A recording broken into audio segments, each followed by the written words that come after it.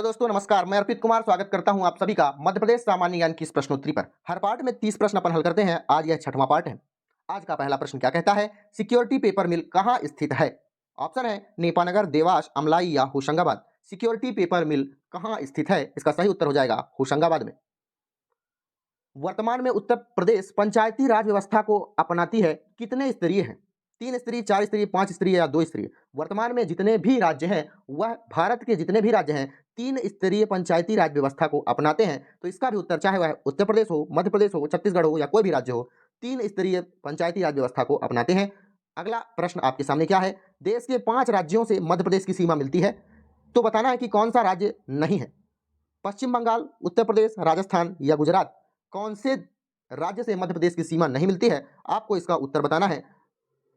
इसका उत्तर होगा उत्तर प्रदेश यूपी से मिलती है। सबसे पहले यूपी से मिलती है, उसके बाद आप छत्तीसगढ़ कह सकते हैं, महाराष्ट्र, गुजरात और राजस्थान। कौन कौन से हो गए? उत्तर प्रदेश, छत्तीसगढ़, महाराष्ट्र, गुजरात और राजस्थान।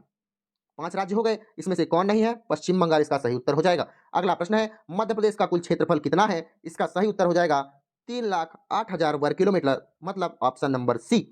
अगला प्रश्न क्या कहता है? वर्ष 2011 की जनगणना के अनुसार मध्य प्रदेश की जनसंख्या कितनी है? इसका सही उत्तर हो जाता है ऑप्शन नंबर डी। अगला प्रश्न है, मध्य प्रदेश में राष्ट्रीय राजमार्ग की कुल लंबाई 4,280 किलोमीटर है। यह आपको सबसे पहले ध्यान रखना है कि मध्य प्रदेश में राष्ट्रीय राजमार्ग की कुल लंबाई कितनी है? 4,280 किलोमीटर। उसके बाद प्रश्न यह है कि राष्ट्रीय राजमार्ग मध्य प्रदेश से कितने गुजरते हैं? 5, 6, 11 या 14? कितने राष्ट्रीय राजमार्ग मध्य प्रदेश से होकर गुजरते हैं? इसका सही उत्तर हो जाएगा ऑप्शन नंबर डी, 14 राष्ट्रीय राजमार्ग मध्य प्रदेश से गुजरते हैं। अगला प्रश्न है, मध्य प्रदेश के आदिवासी क्षेत्रों में किस योजना के तहत सचल औषधालयों की स्थापना की गई है? सचल औषधालयों की स्थापना की गई है। ऑप्शन है जीवन ज्योति, जीवन रेखा, जीवन संगम, जीवन धारा। आदिवासी क्षेत्रों में सचल औषधालयों की स्थापना, इसका सही उत्तर हो जाएगा जीवन ज्योति के योजना के अनुसार। अगला प्रश्न है, पूर्वाग्रह नामक मासिक पत्रिका किस संस्था के द्वारा प्रकाशित की जाती है? ऑप्शन के रूप में है मध्य प्रदेश फिल्म विकास निगम पूर्वाग्रह मासिक पत्रिका को जारी करता है, या मध्य प्रदेश का कला परिषद, या कालिदास अकादमी, या भारत भवन। पूर्वाग्रह नामक मासिक पत्रिका का संचालन कौन करता है? भारत भवन।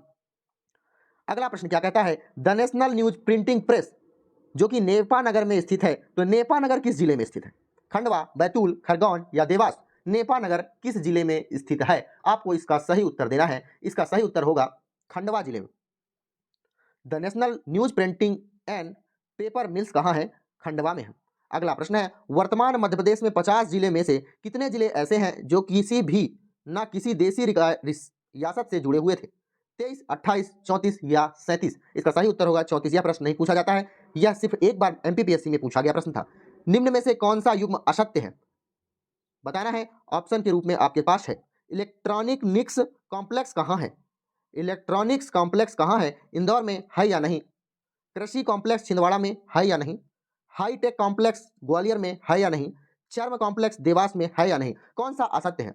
तो मैं आपको बता दूं, इलेक्ट्रॉनिक कॉम्प्लेक्स इंदौर में है, कृषि कॉम्प्लेक्स छिंदवाड़ा में है, हाईटेक कॉम्प्लेक्स ग्वालियर में ना होकर जबलपुर इसका सही उत्तर होगा। जबलपुर में है, मतलब ऑप्शन नंबर सी इसका सही उत्तर होगा। चर्म कॉम्प्लेक्स देवास में बिल्कुल है, उपस्थित है। इसका सही उत्तर होगा ग्वालियर ना होकर जबलपुर होना चाहिए था।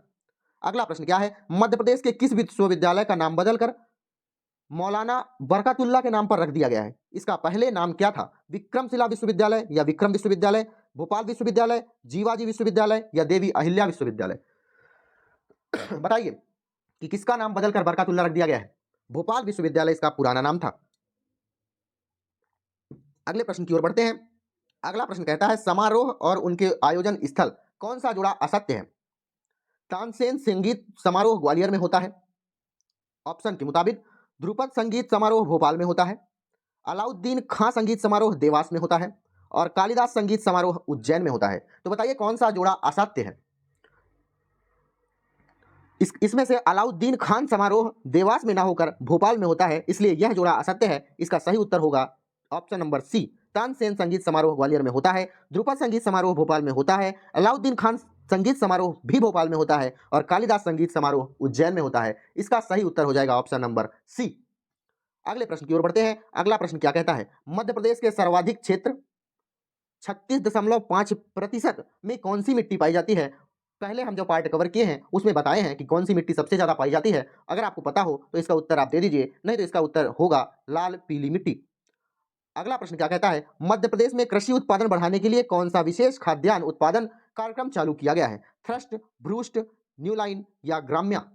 कौन सा कार्यक्रम चालू किया गया है? थ्रस्ट इसका सही उत्तर हो जाना चाहिए। अगला प्रश्न फिर से जनगणना से है। सन 2011 में जो जनगणना हुई थी उसके अनुसार मध्य प्रदेश में साक्षरता की प्रतिशत कितनी थी? साक्षरता दर कितनी थी? इसका सही उत्तर आपको बताना है। इसका सही उत्तर था 70.63% मध्य प्रदेश में साक्षर थे। अगला प्रश्न क्या है, मध्य प्रदेश के रेलवे लाइनें निम्न में से किसके अंतर्गत नहीं पड़ती है? मध्य प्रदेश की रेलवे लाइनें कौन किसके अंतर्गत नहीं पड़ती है? दक्षिण पूर्वी रेलवे, मध्य रेलवे, पश्चिमी रेलवे या पूर्वी रेलवे? इसका सही उत्तर क्या होगा? पूर्वी रेलवे मध्य प्रदेश के अंतर्गत बिल्कुल भी नहीं आता है, और लेकिन सबसे ज्यादा मध्य प्रदेश के अंतर्गत आने वाला रेलवे है मध्य रेलवे। आपके पास जो प्रश्न है उसका उत्तर होगा पूर्वी रेलवे। अगला प्रश्न है, कठोरता की दृष्टि से हीरे के बाद कोरंडम का स्थान आता है। यह खनिज मध्य प्रदेश में सर्वाधिक कहां पाया जाता है? पन्ना में, सीधी में, दमोह में या शहडोल में? कोरंडम कहां पाया जाता है? इसका सही उत्तर हो जाएगा सीधी में। अगला प्रश्न है, विंध्य का पठार मध्य प्रदेश के किस प्राकृतिक प्रभाग को कहा जाता है? विंध्य का पठार का अन्य नाम क्या है? आपसे यह भी प्रश्न पूछा जा सकता है। मध्य भारत का पठार, बघेलखंड का पठार, रीवा का पठार या बुंदेलखंड का पठार? विंध्य का पठार बुंदेलखंड के पठार को ही कहा जाता है, मतलब इसका सही उत्तर ऑप्शन नंबर डी होना चाहिए। अगला प्रश्न क्या है, निम्नलिखित में से कौन सा जोड़ा बताना है बेमेल है? ज्योतिर्लिंग अमरकंटक में है, उदयगिरी की गुफाएं विदिशा में है, जहाज महल मांडव में है और भर्तृहरि की गुफाएं उज्जैन में है। बताना है कि कौन सा जोड़ा बेमेल है। पहला ही जोड़ा बेमेल है। इसका सही उत्तर क्या हो जाएगा? Option number A. ज्योतिर्लिंग मध्य प्रदेश के उज्जैन में है और ओमकारेश्वर में है, अमरकंटक तो होना ही नहीं चाहिए। अगला प्रश्न क्या कहता है, मध्य प्रदेश के उच्च न्यायालय जबलपुर में स्थित है। इसके दो खंडपीठ हैं। बताना है पहला तो इंदौर में है और दूसरा कहाँ है? इसका दूसरा, इंदौर के अलावा दूसरा खंडपीठ कहाँ है? भोपाल में, जबलपुर में, सागर में या ग्वालियर में? इसका सही उत्तर हो जाएगा ग्वालियर में मध्य प्रदेश का दूसरा खंडपीठ है। पहला इंदौर में है तो दूसरा ग्वालियर में है और उच्च न्यायालय कहाँ है? जबलपुर में स्थित है। अगला प्रश्न क्या कहता है, प्राकृतिक गैस पर आधारित देश का प्रथम उर्वरक संयंत्र मध्य प्रदेश के विजयपुर नामक स्थान पर स्थित है। विजयपुर कहाँ स्थित है? आपसे यह प्रश्न पूछा जा रहा है कि विजयपुर कहाँ स्थित है? सीहोर में, राजगढ़ में, गुना में या शाजापुर में? कहाँ स्थित है? उदयपुर, यह मध्य प्रदेश के गुना में स्थित है। इसका सही उत्तर गुना हो जाएगा।